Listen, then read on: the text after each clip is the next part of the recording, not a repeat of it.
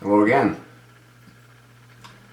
Just received a copy of a letter that was sent to the Donald. It starts off, "Dear Mr. Trump, thank you for your personal and financial sacrifices you are making for the good of the country.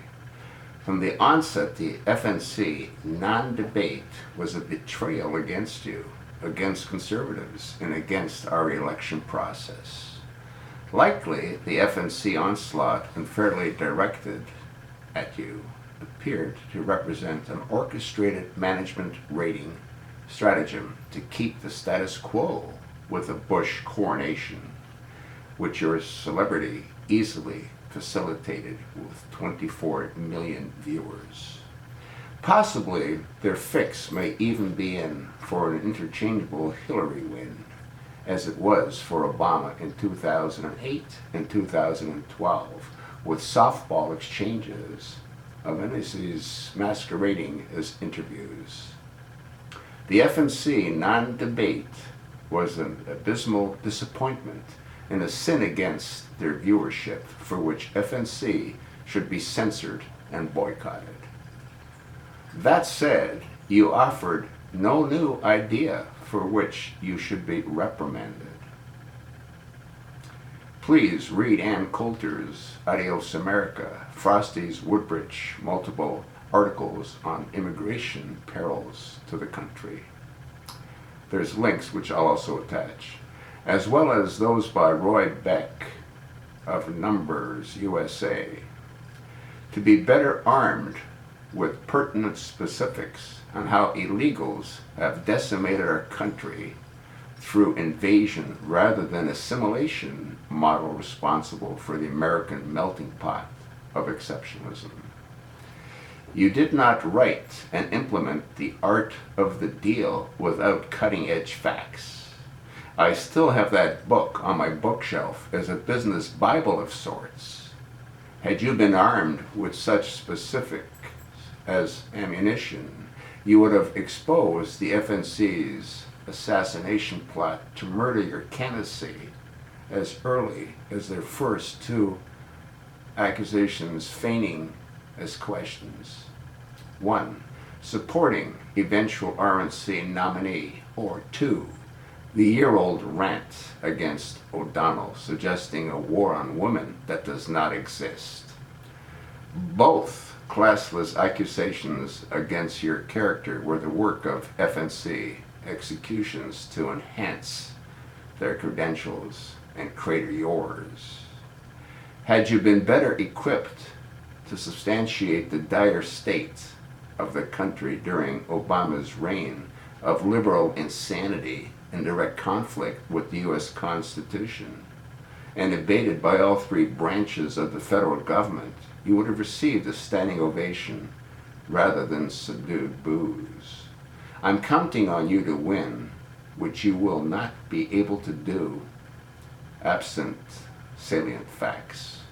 It does not need to be mentioned that achieving the position of POTUS will have been the biggest and greatest deal of your lifetime. Please give it the attention it deserves. I further recommend that you refuse to participate in future debates when the so-called conservative FNC acts as a firing squad against you while offering softball lobs to Bush. There is little promise for future fairness from the liberal media, as they all shatter rating ceilings by your presence, and at your expense make them come to you, punish them all. Finally, a little humility goes a long way. Also try to think before you speak. Megyn Kelly assuredly deserved your wrath, but not the gutter talk, if only by insinuation. The media has been unable to wound your candidacy to date. My fear is that you may beat them to the punch with such mean-spiritedness. I am most appreciative of your sacrifice, as are all conservatives who are counting on you for the promise for a better America. Please don't let us down a second time. Best regards, Nettie Weisbaum. I've known Nettie for at least 3 years, and Nettie says it the way it is. I hope you enjoy hearing what she wrote to the Donald. Please pass this along. People need to know the truth. We need to get rid of politicians like Jeb Bush. The Bush dynasty, enough. We need someone that can't be bought.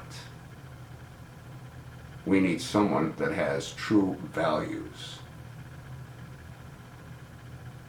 He, in the Oval Office, can surround themselves with people like Dr. Ben Carson. And our country can be once again greater than it ever was. That's sort of what I think. I want to thank Nettie Weisbaum for having done what she did.